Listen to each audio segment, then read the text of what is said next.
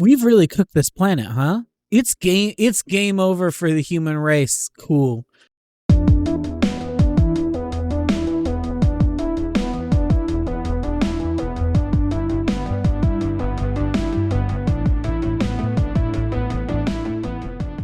Welcome back to the Middle of Culture. I am one of your hosts, Peter. And I am your other host, Eden. Eden, tell us about the snow that you got in Iowa. So here's the funny part. This is why it's a funny story. We didn't get that much. Apparently, as I heard, Aubrey got a lot more than me. Oh wait, I gotta crack open my beverage, folks. Do it. Come on. There we go. Drinking a Mike's Hard Lemonade Hard Apple Tackle. Hard Apple Tackle. Because Cassie can't drink anything with apple in it, so I have to drink the apple beers. Ah, okay. There you go. She has a weird allergy to raw apple that also carries over to apple cider. But cooked apple, fine. But raw apple cider, they'll make her stomach upset. It's weird. Well, that's no fun. I mean, it's also true of pears, but those are really the only two fruits that do it. It's weird. That is really odd.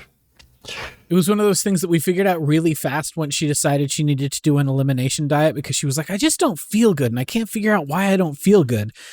And then she ate an apple every day with her lunch. And once she dropped the apple from her everyday lunch, she felt better. Problem solved. There you go. Anyway, so snow.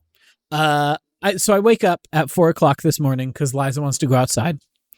And I go and I can't even, it is a struggle to push the back door open. Oh, jeez. Because it's all just like piled up against the back door. And of course, then she takes one look out the door and she's like, fuck you very much. I'm not going out there. And I'm like, no, you need to go pee.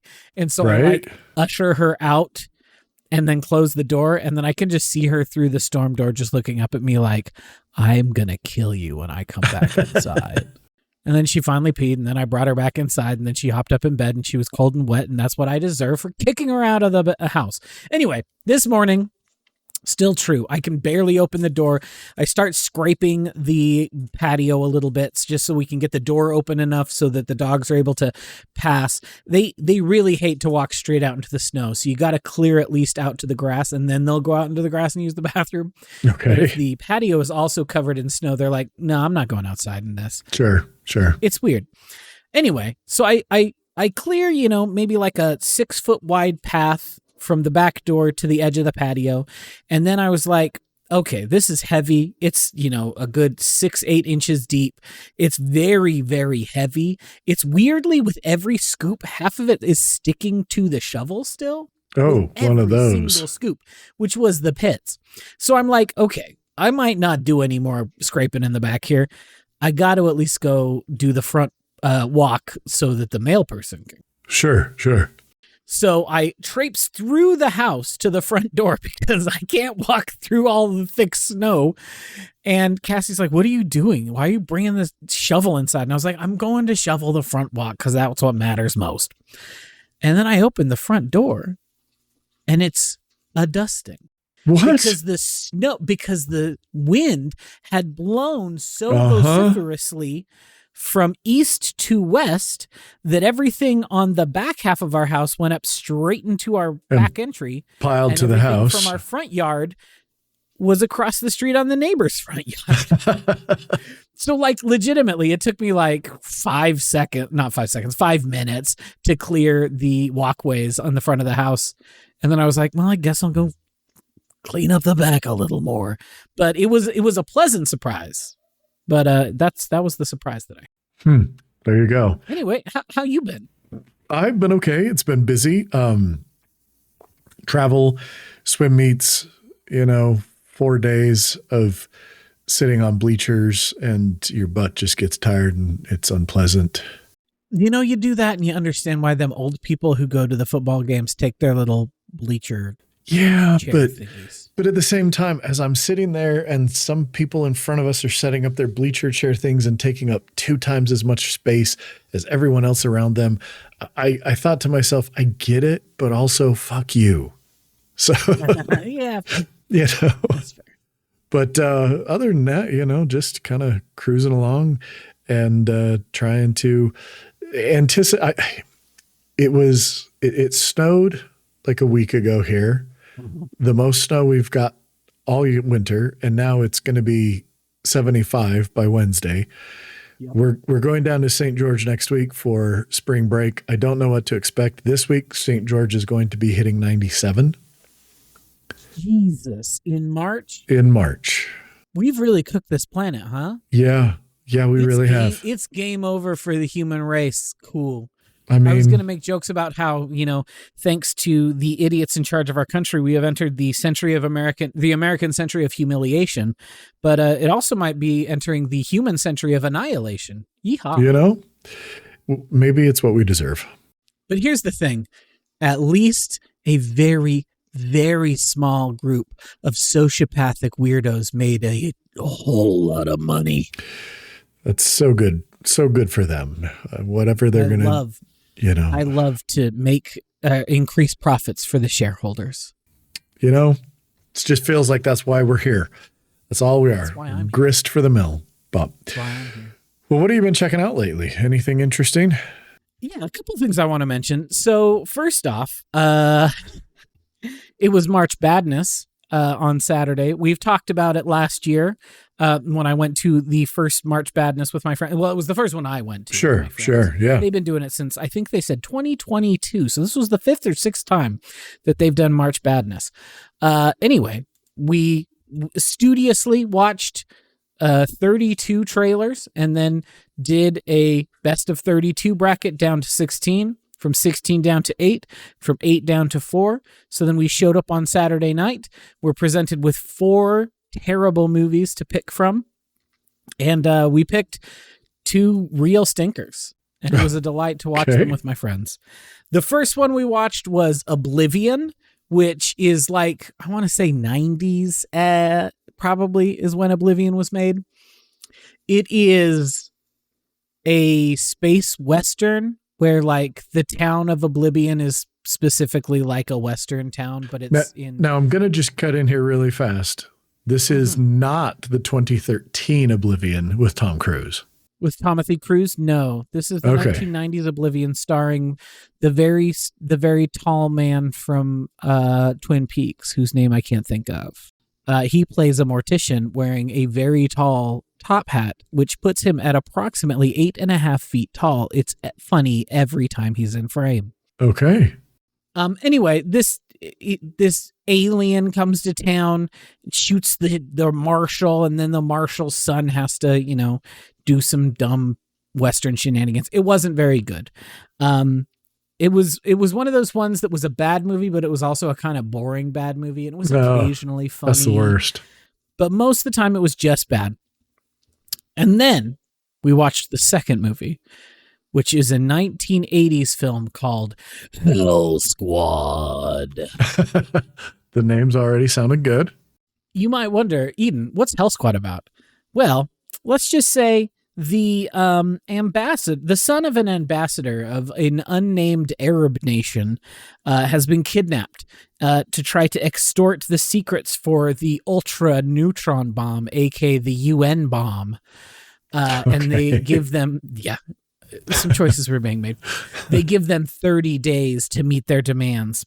And so what does the assistant of the ambassador decide to do? Well, the only thing that would ever make sense, we've got to hire a former associate of mine who just happens to be a Vegas dancer, and all of her Vegas dancer friends to become a murder mercenary squad of hotties with naughty bodies. Okay. This is an excuse to see a number of women in scantily / very little / sometimes no clothes. They all do end up getting trained as mercenaries. They're shipped off to the Middle East, which then just becomes the weirdest, most stultifying 30 to 40 minutes of film, where they're in this large suite together that has, of course, one very large bathtub in it. So, of course, all of the girls have to get in the bathtub together. Sure. Because that's what you do. The phone would ring, and Jen, the main girl, has to get out, flashes her titties a little bit, answer the phone, and be told, oh, you need to be ready to go at 5 a.m. tomorrow. And then it cuts to them driving their 2 Jeeps through the desert, cut to the exact same song every single time. They clearly paid for one song on the soundtrack, and they got their money's worth out of it. Go to a random location, kill a bunch of brown men, not find the ambassador's son, and then go back and get back in the tub, and then get a phone call. It was so weird how cyclical this was for a good 40 minutes. Eventually they find the guy, and it's whatever. And then they find out. And then, of course, the very last scene of the film, they go and they're talking to the ambassador. And he's like, oh, and they're like, oh, we were clearly being fed information, but no one should have been able to feed us that information unless there's a traitor in our ranks. Oh, your secretary is actually a man in disguise. So we threw a little transphobia in there at the very end too. It was a delightful film. And by delightful, I mean, it was one of the worst movies I've ever seen in my life. And I watch a lot of bad movies. I was going to say, you have watched a lot of bad movies. There's one movie I would maybe say is worse than this. Okay. And that is 2025's War of the Worlds, starring Ice Cube. There you go. That is perhaps the only movie I can think of that was worse than Hell Squad, because I would watch Hell Squad again. That's not true. If someone said, do you want to make fun of the 2025 War of the Worlds with me? I would say, yes, I do. More than anything. It is, however, the worst movie I've ever seen, but this is maybe second. Wow. That's rough. And then the only other thing I will mention is, so my colleague at the comic shop, Jackson, and I have been diving back through, how should we say, 80s and 90s comics just for fun. So there is a comic company from the 90s called Defiant Comics, which was the company that Jim Shooter started after he got fired from Valiant, which was the company that Jim Shooter started after he got fired from Marvel. So there's a pattern here.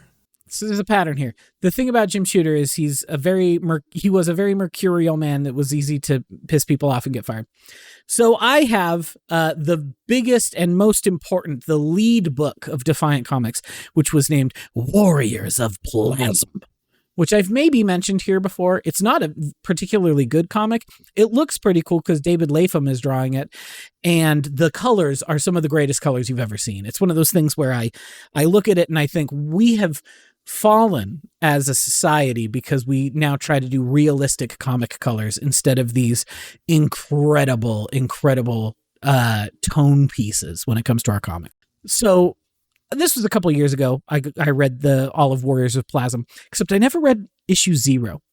Do you want to know why I never read issue 0, Peter? Why is that? Because it was released as a series of cards. Oh, interesting. A regular comic. It is a series of trading cards that you then put into the 3x3 trading card holders to actually make comic book pages. And like, I knew this existed, but I never really got around to hunting it down or anything. But then someone brought it into the comic shop a couple of weeks ago and wanted to sell their collection, and this was in there. And so my boss was like, do you just want this thing? They go for $10 on eBay. I was like, twist my arm, why don't you? Like, so okay. Anyway, I put it all together and I read it and it was cool. It's a really novel experience of putting a comic together that way. But that has led me down a hole talking with my colleague Jackson about all these weird, like, comics companies that largely were part of the 80s, 90s indie boom, which also led me down a rabbit hole of reading a whole lot of Ms. Mystic. Have you ever heard of the comic character Ms. Mystic, Peter? No, never. That's because she got 15 comics ever. But here's the important. She's got the coolest outfit you will ever see in a comic. I'm going to put into the chat and that's not it. That's the link to this exact call. Thank you for falling asleep, Stupid keyboard fell asleep on me. Anyway, take a look at this cool picture. Every single time her outfit is made, it is done with Zipatone. So it is this cool gradient every single time that she appears on panel. And it is one of the coolest looking things I've ever seen. And very interesting. It's not a particularly good comic, but it's pretty good. And so I think I just decided arbitrarily, I think Ms. Mystic's now my favorite superhero. Okay. So why not? They're not good comics. She-Hulk's had much better comics. She-Hulk's still number 2 probably. But look how cool this is. And who doesn't want to be like, when someone says, who's your favorite superhero? Be like, well, have you ever heard of the comic company Continuity Comics that was started by Neil Adams in 1984 after he left DC? Well, now I can be that person. Now you can be that person.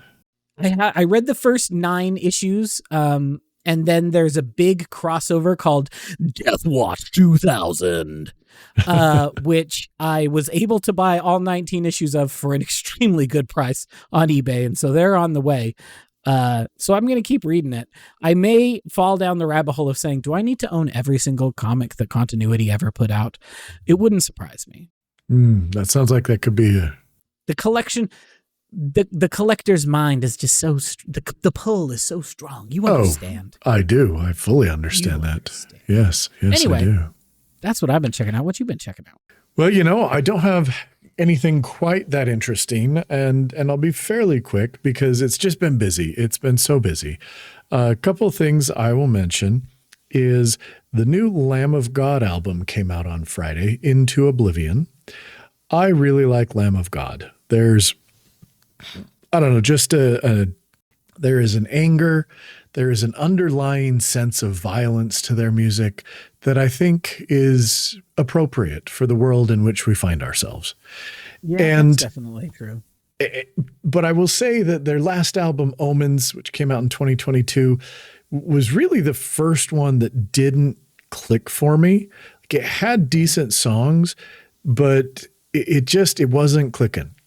And so I was a little nervous that, law of diminishing returns, they've been around for, 20 plus years now. I thought maybe they've just lost it a little bit.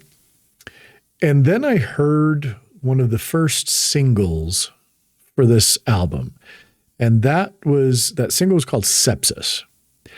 And Lamb of God is generally, pretty fast, aggressive, kind of somewhere between thrashy, groovy sort of. This song starts out and it is just like a fuzzy bass groove, and it's slow and it's plodding. And I just remember saying out loud when I first heard it, I was like, holy shit, is Lamb of God going sludge? Now, the first half of the song is sludgy, and then it gets to a traditional kind of faster get up, picks up the pace and gets really aggressive. But it was so cool that it was just this sludgy, and like Randy Blythe isn't singing, but he's not growling, but it's like this spoken word, but this like aggressive spoken word where there's just like this feeling of menace. And it was just cool. And I was like, okay, maybe we're onto something here. And then the whole album dropped on Friday, and I've been listening to it kind of nonstop over the weekend. I really like it. It is short. It is a tight 10 songs, 39 minutes, just comes in, punches you in the nuts, and then says adios and leaves. And so I've been really enjoying it. It's really, it's definitely, so far I would say it is my favorite Lamb of God album since at least probably Resolution, which I think was like 2012 or something like that. So it's good. I'm liking it a lot. I've really enjoyed it. The other thing I'll mention is I have now made it through book 4 of Dungeon Crawler Carl. I finished that last night on the audiobook as we were driving back from Boise, and I'm liking it. I think that they continue to be fun, but they continue to expand the world and the lore. And with the epilogue, especially of book 4, there's some things happening. It gives us more of an insight what's happening up on the surface of the planet. and I'm enjoying it. I've started book 5, but just barely. Haven't much had time today, but I've been enjoying that. The other thing I will mention is I've mentioned before here on the podcast a little bit about the Rest is History podcast that I've started listening to that, really enjoy it, signed up as a member of the Rest is History Club so I could get, each series that they do, if you're a member of the Rest is History Club, they drop anywhere between 4 to 6 episodes of that series at once. And then there's some, Rest is History Club member only episodes that tie into what the main episodes are. But this year, they announced that they were doing the inaugural Rest is History Festival in London, England. And, it's a 2-day festival on the 4th and 5th of July at Hampton Court Palace, which is Henry VIII's palace. And it's kind of 2 days of, presentations, question and answer things, historical things with a bunch of different guests, super nerdy kind of stuff. And because I didn't realize, I knew that The Rest is History was a popular podcast, but according to the Wikipedia article, it is estimated that they have about 45,000 paying subscribers. Oh, wow. Yes. And episodes on YouTube get about 1 million streams per episode. And on Spotify, it was estimated 10 million streams or something. So lots of people listen to this podcast. Yeah. And so they had to gate the tickets. And what they did is if you were a member of the Rest is History Club, you could put in a lottery to get tickets. And so I put in a lottery to get 2 tickets. And I found out last week that I was selected. And I was able to buy 2 I went for the VIP tickets because I'm like, if I'm going to go, we're just going to do this. And so I'm very excited that my wife and I will be going to London the 1st of July. We're going to probably spend about 10 days there. We'll do the Rest is History Festival in the middle of that. And then we're going to check out London. My wife has been there before. I've never been there. And I'm very excited to go to London and maybe visit some other places there. Well, that's really cool. Yeah. So I was excited to kind of have something to look forward to this summer of, we're going to, like I say, we're going to go to London. We're going to spend some time there. So very cool. Well, let's move on to our topic as it is for the day. We were originally going to watch a movie. We're going to come back to that, but I literally did not have time to watch a movie this last week. So instead, what we're going to do is I'm going to see if I can share a window with you. And we are going to, all right. Can you see that, Eden? I can. So you and I have complained about bracket websites and how cumbersome and everything they can be and crapped up. So, hey, after my experience building my tier list website, guess what? We built this today.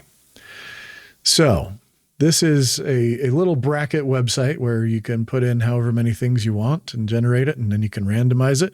And we are going to do a card game / tabletop board game bracket. We're going to move fast through these. We've got 64 entries. So we're going to just start and we're going to cruise and we're going to see what we think ends up winning as the best tabletop / board / card game. Again, this is, meat space game we're talking here. So shall we start? Let's do it. Okay, we're going to start over here. We're going to start on the left. We're going to run down all of these. Then we'll move over to round 1 on the other side. And we're going to start over here with Codenames versus Ticket to Ride. I mean, Codenames is a better game. Yeah. Ticket to Ride. The thing about Ticket to Ride is the first 2 times you play it, you're like, this game's really great. And then the third time you're like, I'm kind of bored. I have to admit that I agree. I really liked Ticket to Ride the first few times we played it, and then we got it. And now every time my wife or somebody's like, let's play Ticket to Ride, I go, okay.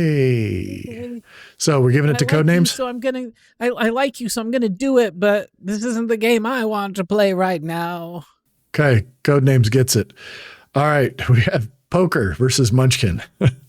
Poker. All right, I'll give it to you. I don't play poker, so I don't have any experience, but I mean, it is like... The thing about Munchkin is I don't like it very much. I liked it. There was a time in my life where I was a big Munchkin stan, where I had, 4 or 5 different varieties of it. Adventure Time Munchkin, Super Munchkin, Yep.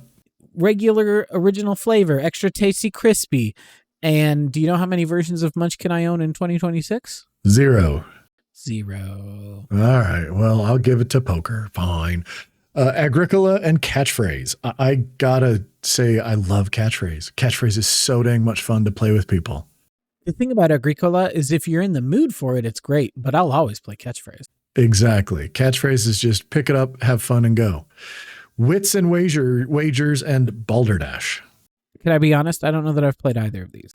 So I would give it to balderdash. Wits and wagers, I do recall, and I recall having played it, but I don't remember it a ton. I think balderdash is kind of more of like, balderdash is one of those you're coming up with definitions or things like that, and you're trying to fool other people and things. Okay. Cool. So I'm going to say balderdash. That's a fun one. Dominion versus Go Fish. I mean, I'm not a huge Dominion fan, but it's better than Go Fish. Yes, it is. I agree. Monopoly versus Stratego. This is like the battle of the septuagenarians, or even older than that in Monopoly's case. I hate Monopoly. I despise never want Monopoly. to play Monopoly again. That's the truth of the matter. Stratego, boring, but it's better than Monopoly. It absolutely is. I mean, Monopoly is probably, in my opinion, the worst popular game. And how it got so popular, I don't know, because it is a dog shit game.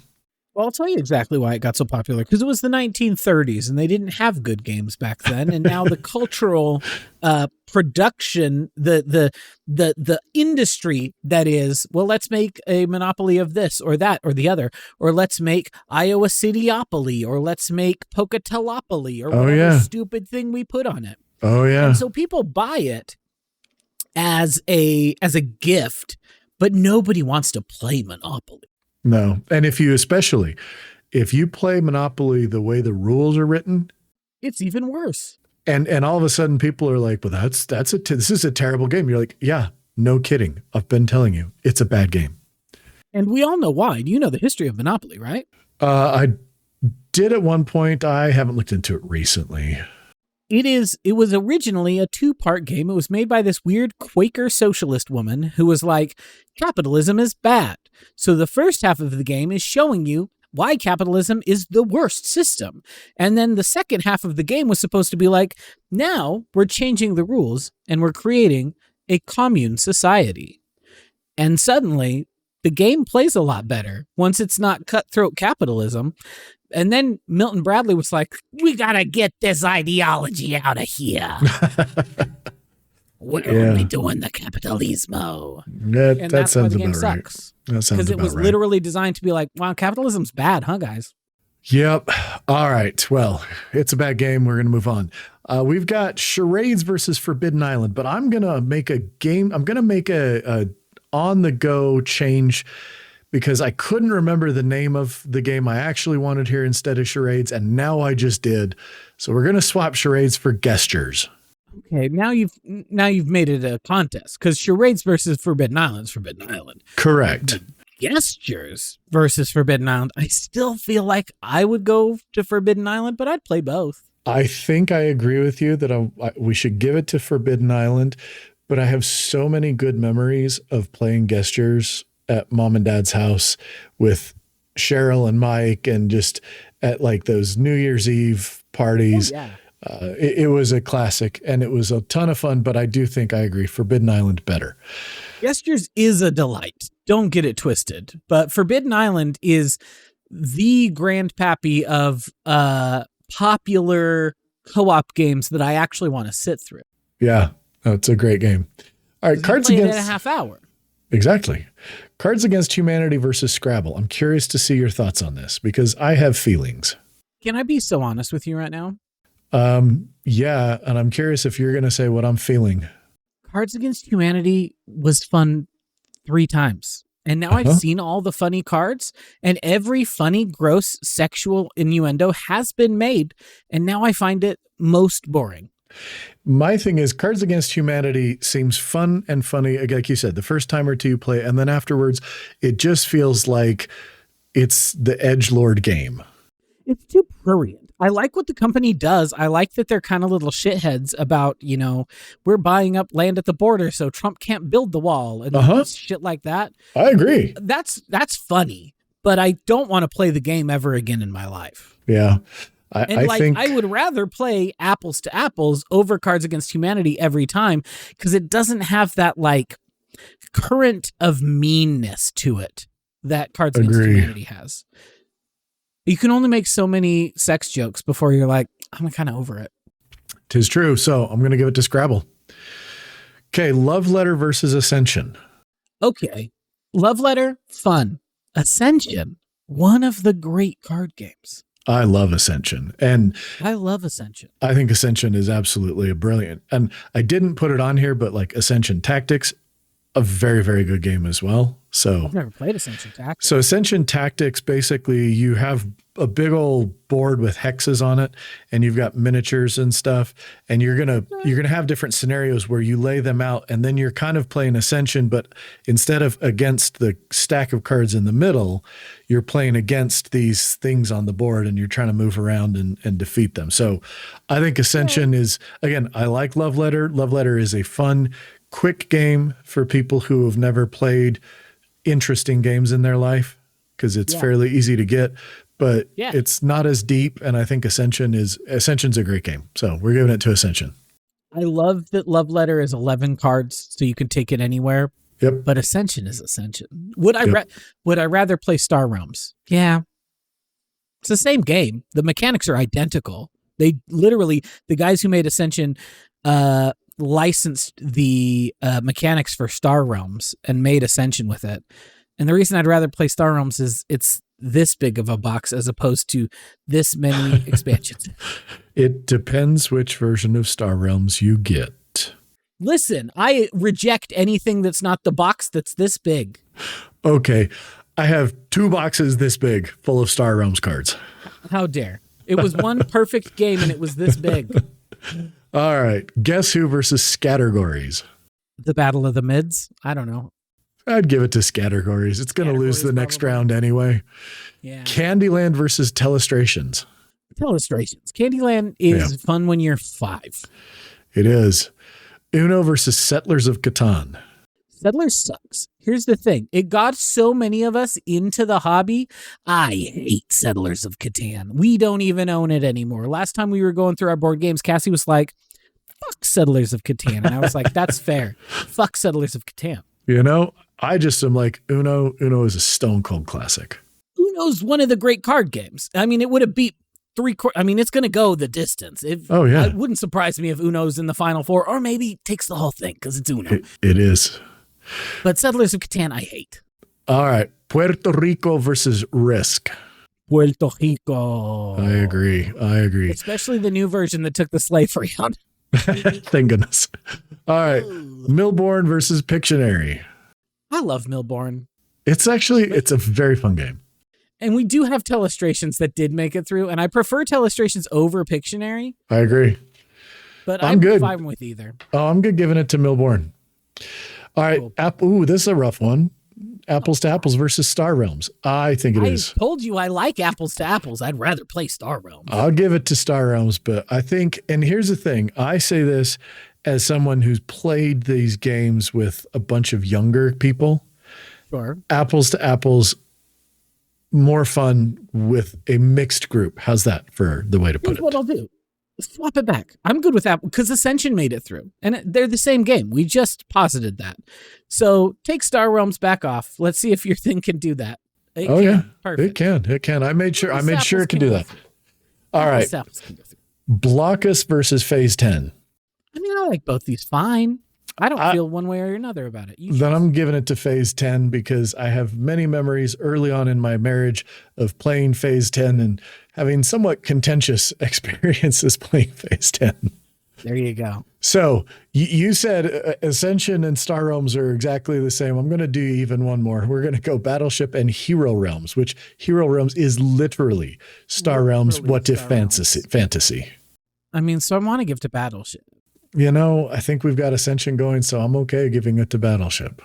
Would I rather play Hero Realms? Probably. But also Battleship. Battleship is a classic. Counterpoint. Battleship had a very bad movie starring Rihanna. I mean, I've watched worse movies. I just talked about much worse movies I've watched. And I'm saying counterpoint, we should give it to Battleship because Rihanna is in the movie. Oh, okay. I was like, I actually don't think Battleship is nearly as bad of a movie as some people want to make it out. So I'm giving it to Battleship. It's better than either of the G.I. Joe movies. It's fine. Yeah, Rihanna's there. We're giving it to Battleship. Hearts versus Sorry. I mean, Hearts. Okay. I'll give you that one. I don't really care either way. Sorry's fine. Sorry's like, what if aggravation, but worse? Yep. And Hearts is, we all played it on our Windows 95 PCs for 5 years. That's the only place I ever played it. Yeah, I've played it live once, and it was spades, not hearts.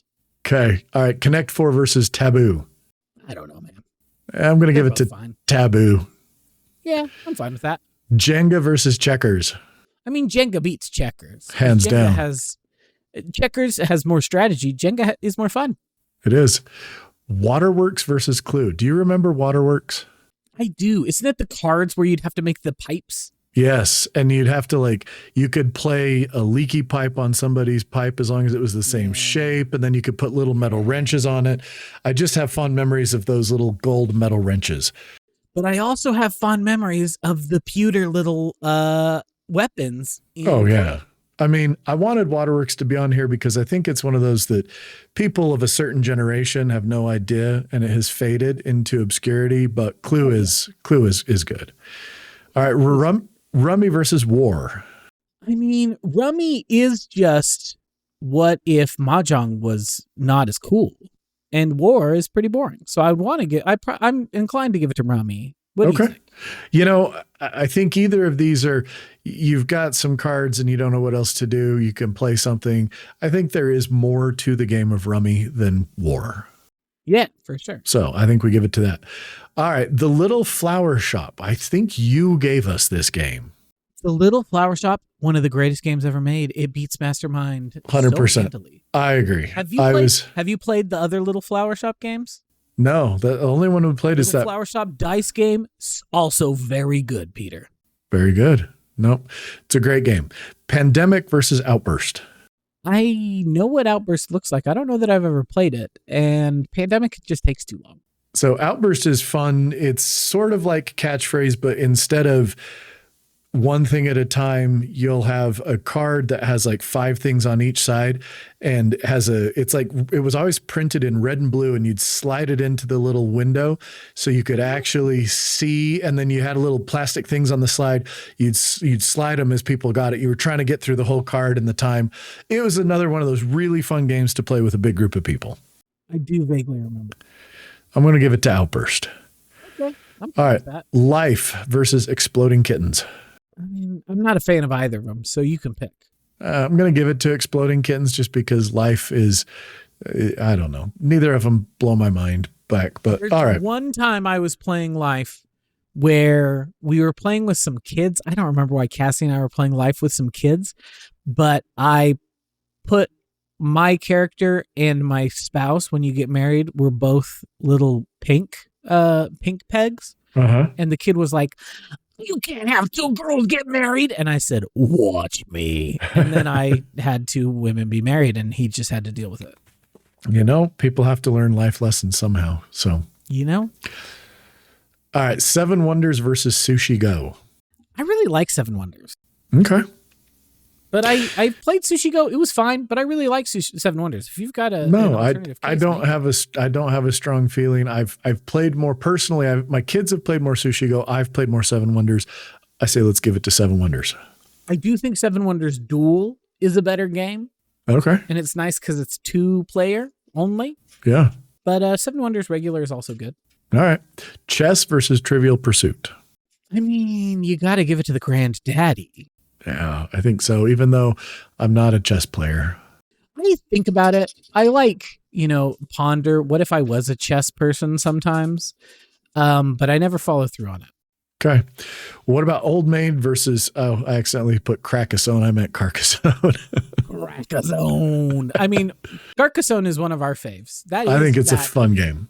That is like that early 2000s Euro that does work for us. That's agree. our family, Settlers of Catan. I think Carcassonne is better than Ticket to Ride. I think it's better than Settlers of Catan.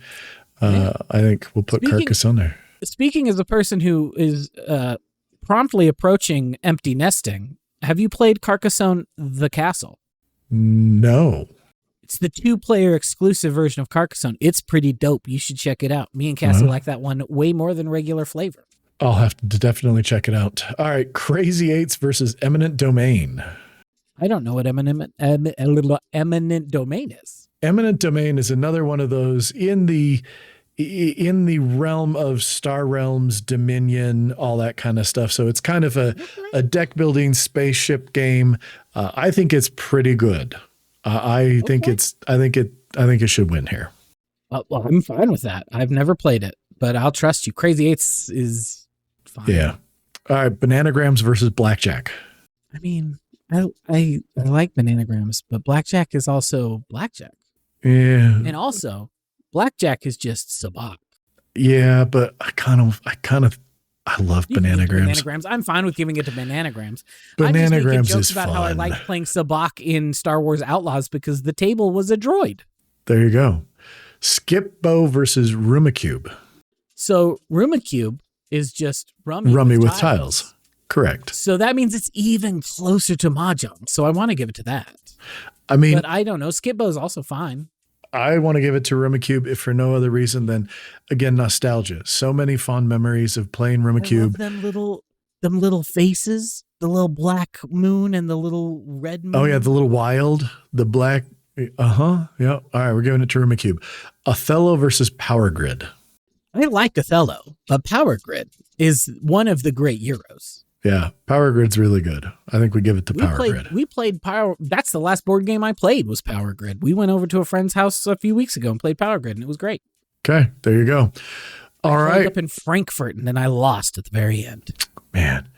Well, our first round is done, so let's move on to the next round. We got Codenames versus Poker. Codenames. There we go. I don't like Codenames that much, but it's better than Poker. I agree. Catchphrase versus Balderdash. Catchphrase. Catchphrase. Yeah. Dominion versus Stratego. Dominion. Agree. Forbidden Island versus Scrabble. Forbidden Island. Oh, excellent. Scrabble's fun, but Bananagrams is also there and more chaotic. I think that the simultaneous nature of Bananagrams makes it a better game. Ascension versus Scrabble just induces sweaty nerddom. Well, I think you'll find that in 1980 a Webster dictionary it did in fact have that word that looks like not a real word. I think you'll find it does exist, and it's like no, stop it. Yep, I agree. Ascension versus Scattergories. Ascension. I mean Ascension. Yep. Telestrations versus Uno. We already know it's Uno. Uno. I like Telestrations. It ain't Uno. Puerto Rico versus Milbourne. I like both these games, but I'd probably rather play Milbourne just because it's faster. But I would like too. Both. I'm fine with whatever. I would say Milbourne. Apples to apples versus. We don't play long games anymore. We only play short games. That's my thing too. Is I want something where it's it's quick, it's out, have fun. 30 to 45 minutes is the perfect length for a board game. An hour maybe, but you hit me with that. This one's going to be 90 to 120 minutes. I go, I think I'm not going to play this game. Which is why in our final matchup for this half of this round, apples to apples versus phase 10, it has to go to apples to apples. Because phase 10 can go for 3 hours if you want it to. It can. Phase 10 can just keep going. And it's miserable every time. Battleship versus Hearts. I mean, probably Battleship. I think so too. Battleship. Taboo versus Jenga. I think Jenga. Jenga's it. Jenga's fun. Clue versus Rummy.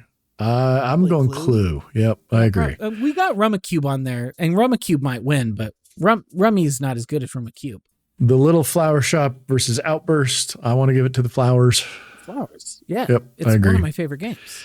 Exploding Kittens versus Seven Wonders. I think Seven Wonders. What do you think? Seven Wonders is it? Yeah. Okay. Chess versus Carcassonne. It's funny every time. It is. That's why I keep saying it. I like Carcassonne a lot more than I like chess. I'm Me not too. a chess guy in that. I'm not either. I recognize chess's place in the pantheon of board games, but I would rather play Carcassonne. Yeah. Well, chess is like a solved thing where there's like, oh, you did the Stinky Dutchman opening. And it's like, what the hell are you talking about? It's true. It's true. Carcassonne, the whole board was just random. It's cool. Yep. We're going to give it to Carcassonne.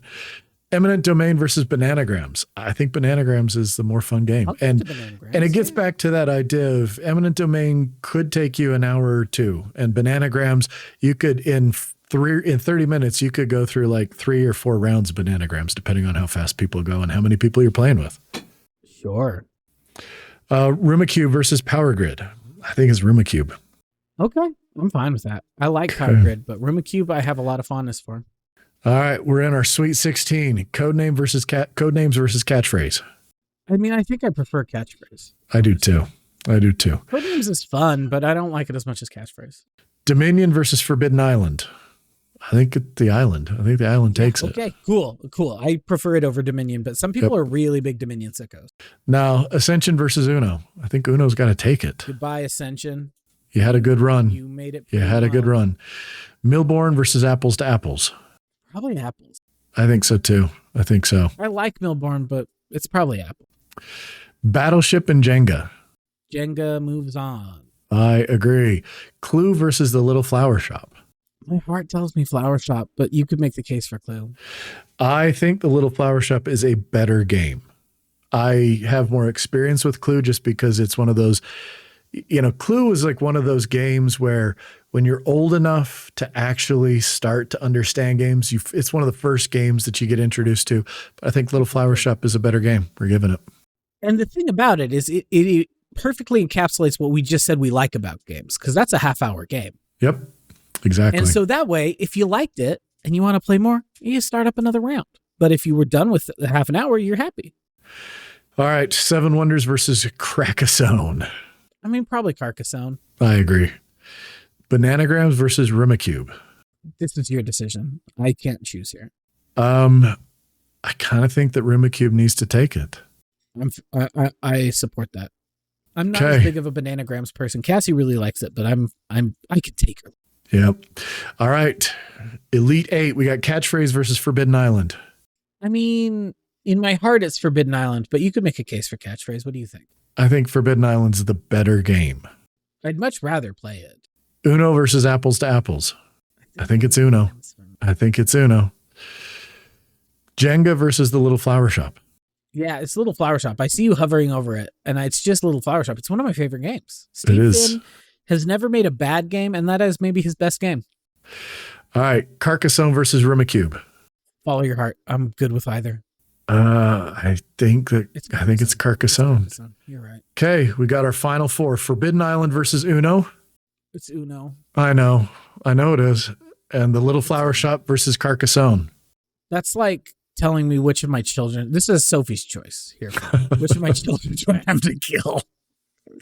Those are the 2 games I've played the most with my wife. So I don't know. Pick your poison.